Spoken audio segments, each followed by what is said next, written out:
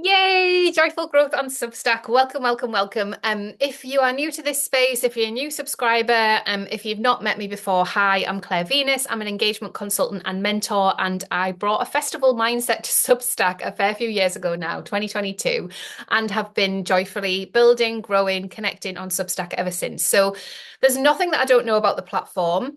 There is a lot that I have seen recently that has been really, really difficult to see, just in terms of the way notes has shifted and changed. And I really wanted to bring everybody this challenge to remind you that your publication is its own beautiful little garden, a little terrarium that you can keep safe and you can nurture your audience and connect to your subscribers and readers. You can build a sustainable income stream. It's all beautiful. If we get stuck in comparison-itis or if we get stuck in imposter syndrome, joyful growth cannot live in those places. We've got to flip it on its head, come back to center, focus on what we're doing within our Substack ecosystem. So it's just about separating yourself out from the noise of what's going on notes. We will spend a day utilizing notes in the challenge.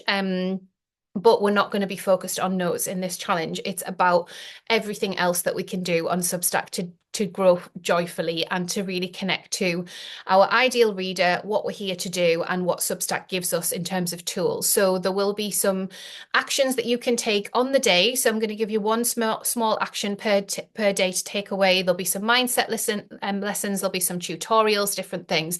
So I'll give you a bit of a taster of one of them. And I think this is such a cool part of Substack. I can't wait to show you this. You might already know it's there, but if you don't, I think you'll be really impressed at what you can learn from having a look at this. Okay, so I am going to go ahead and go over to Sparkle on Substack, my main publication, and then take you into another publication. So I'll move my little video over.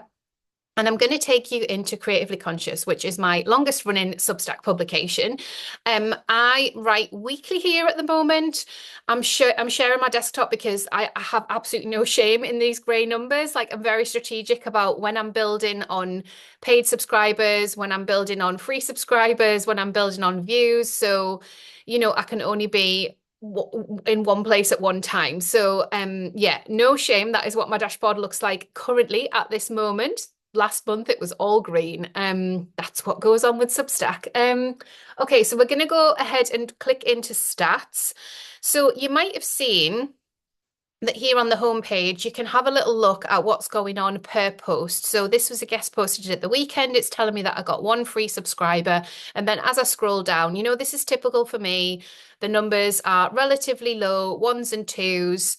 These ones are emails, so that's something different entirely. But you can see, what is driving the bigger growth in a bit of a snapshot with a sort of a month-long overview per month here. But if you go into email in stats, which is really a bonkers name for it, but we are where we are, you can toggle from the lowest to the highest here. So when you go here, I could see, okay, like which post got delivered to the highest amount of people. So Substack has a bit of an issue with deliverability now and again. So it's telling me that the last time I did a special offer that got delivered to the most people and had a high open rate as well. I wonder if that is the highest open rate.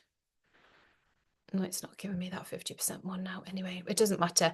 So we're going across here and we're going to have a look at free subscriptions. So this is telling me the highest number of free subscriptions were driven by a post that I called Substack Love. And then the second number of biggest free subscriptions were driven by a post I called Is Substack a Side Hustle? Substack. Slightly egocentric, the Substack algorithm, in that it likes you to mention Substack. So I think it's changed a bit now, but at the time that made sense. And then I've got this beautiful community project that I did that also drove 37 new subscribers. So this publication, like I said, it drip feeds. So there's around about 100 new readers every month. And that is based from me doing my best work, showing up weekly, which I like to do, or 3 times a month. And then the shares that go on, the recommendations network, all that other stuff that we'll get into in the challenge. But this one here is giving me a bit of an insight. Okay, well, what were these about? So this post here and this post here were community asks. So They were about profiling and inviting the community to take part in something. And they were big writing projects with lots of different spiders' webs all across Substack. So I'm not surprised that they drove a lot of subscriptions to this publication. One of the things that I love to do as a community builder is invite other people into my space, whether that's through guest posts or whether that's through let's do a community challenge. And so this one was for International Women's Day last year, and it was a really beautiful thing to be part of. You can see the comments are really high there. So when I'm looking at my schedule for what I want to do in my Substack publication, I always come here first and just have a little bit of a look at what has been popular with my audience, because there's definitely a cross section between what's popular with my audience, what I love to do, and what I love to write, because I'm a creative producer, so it's not always about writing for me. So those two remind me that, yeah, I do love a community challenge. It takes a lot of energy. It's a big thing to do. So I would look at my year ahead and think, okay, like when can I do another community challenge and what might that look like? So that's one example. Then I'm just trying to have a look. So this one here, this was a personal essay that I wrote that I was really, really honest and vulnerable with in my writing, and it took me about a month to craft this essay. So usually I can write my pieces the same week, but with this one, I wanted to give it more time. And so what I take from that is actually like I can do that. You know, I've got time to do that. If there's something that I want to write that is precious to me and feels more vulnerable, I can give it time. I could say to myself, you don't have to write weekly, but at the moment I'm in that publishing schedule and I like it. But I could easily say to myself, I could probably test the water and just write monthly on this publication. So there's loads of stuff in there. I'm just going to see if I can go along and show you the paid subscriptions as well. So in 2024, I started writing about the year that I made $100,000 in a year. It was kind of a shock to me, to be honest.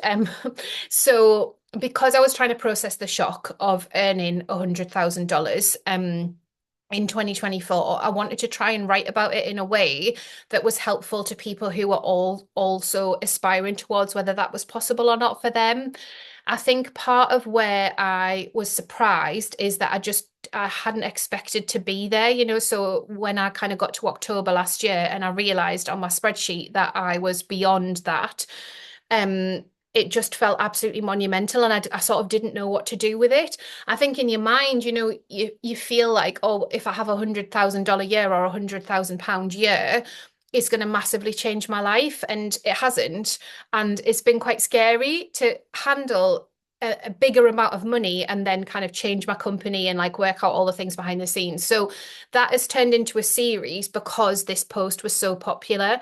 I wasn't really sure if people would be interested in that or if people would understand why I wanted to talk about it, because it feels sort of off-brand. It's not that I'm capitalist, it's more that I want to show people that you can live a wholehearted life and still your business could take off, you know? So if you're doing all of the right things, your business can take off, and then you have more of a kind of option to kind of pull it back and work with it. So that's what I'm doing this year. So that was really interesting to me. I think I'm 4 posts deep now. That has definitely been the most popular one.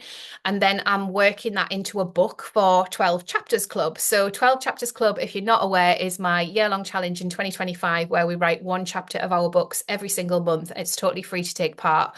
And so you see now my creative producer brain fires off and it's like, okay, like I can hold myself in that. So for me, that is the joyful growth, right? Like you guys wanted more of this. I wanted to write more of it. I wanted to process it for selfish reasons as well, because it was massive and enormous. And then I also wanted something that I was excited about getting my teeth into to write a book in 2025. So I'm doing that with the community accountability that 12 Chapters Club enables and holds.